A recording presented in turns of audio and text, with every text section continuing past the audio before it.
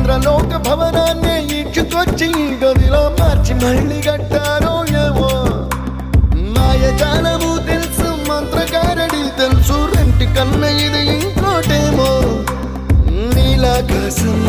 నేలాకొస్తే ఇట్టాగే ఉంటాదో ఏమో ఈ సంతోషం